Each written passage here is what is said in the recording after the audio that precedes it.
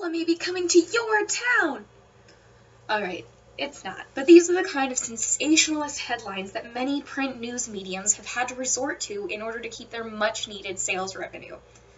My name is Mia McCaslin, and today we're going to be talking about print journalism, media, how print has been transformed into electronic forms of mediums. So according to the Pew Research Center's Project for Excellence in Journalism's The State of News Media's annual report, published in May of 2013, print advertising losses continue to far exceed digital ad gains. For 2012, the ratio was about 15 print dollars lost for every digital dollar gained, even worse than the 10-to-1 ratio in 2011. In order to keep up with the clickbaiting Facebook news articles, many newspapers and magazines have had to resort to the National Enquirer method and have had to air stories about the most recent celebrity hookups next to an article about a woman marrying a Martian. Print journalism is fading. This is true. The transition from print to electronic media is current and spreading like absolute wildfire. And this has had a negative effect on news stories and current events. Today, I'm going to discuss the history, current state of affairs, and future of print media. The history. Movable type was introduced to America by Johannes Gutenberg in the 15th century. But even with his new printing press technology, periodicals and newspapers didn't begin to surface until the late 1600s, almost 200 years later. With huge increases in circulation and larger printing presses in order to meet the demand, newspapers became a mass medium. That information was found on journalism.about.com in an article titled A Brief History of Print Journalism in America, a profession intertwined with the nation's history by Tony Rogers. Right around the same time as the Civil War, photography was becoming way more accessible, and this greatly improved journalism opportunities, as now papers could include more than just simple sketches of occurrences. They had actual pictures of what was happening in order to accompany them. There were a lot of people who started taking pictures of the war, and you could print that along with the story about what was happening in the town over.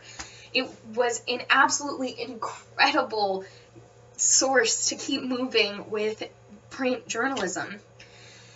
But newspapers ruled the news world for quite a long time. This helped them, they kept going, but competition for print news began in the early 1900s with the rise of radio. Radio stations could get news out faster. Almost immediately after a happening, radio stations had the information and they could pass it on to the public. Breaking news in the radio was what made Orson Welles' The War of the Worlds confusion possible. Newspapers began facing issues with radio, but the problem has exponentially grown in the digital age. According to our textbook, Mass Media Revolution by J. Charles Starrin, many of the problems newspapers face is in the loss of revenue. On page 100 of Chapter 4, Print Media, Starrin states that the glut of free news content on the internet has made newspapers nearly one of countless sources that consumers can turn to for their news. In just a short time, astounding growth of auction and classified websites such as eBay and Craigslist effectively ripped away the substantial revenue that newspaper classifieds had been generating. In 2009, on the Jon Stewart Show, they aired a segment where one of the show's correspondents, Jason Jones, toured the New York Times headquarters in Midtown Manhattan. He's quoted as saying, "But even today, there are some who still think there's merit in publishing news 24 hours after it's happened." So he looks over, after he said this, he looks over to the editor of the New York Times, Richard Burke, and asked him to give him one thing in the newspaper that had happened that day. And Burke, who was a longtime journalist, was completely stumped because there really is no way to put something that happened 12 minutes ago onto a newspaper and print it and distribute it to the entire world. It takes trucks, it takes printing, it takes layouts, it's way more than is possible. Just like how online, it's completely different. You can find something out and publish it, and it can be available to the entire world within almost seconds. So that information was published by The Guardian in an article titled "The Decline of Print Doesn't Mean the End of Journalism" by Mary Cassell. So this concept of news can go out so much faster on the internet has forced many once reputable news sites into a penny press way of publishing. So the penny press was invented by Benjamin Day in 1833 when he opened the New York Sun and created the penny press. So it was just a daily, cheap paper filled with sensationalist content and aimed at the working class audience. These people weren't really looking for news. They weren't looking for what had happened across the globe. They were looking for some fun things to read and just like some little facts. And that was what created the penny press. And that information was once again gathered from A Brief History of Print Journalism in America by Tony Rogers, which I mentioned before. So even though print journalism has been facing all of these different problems, there have been some recent developments.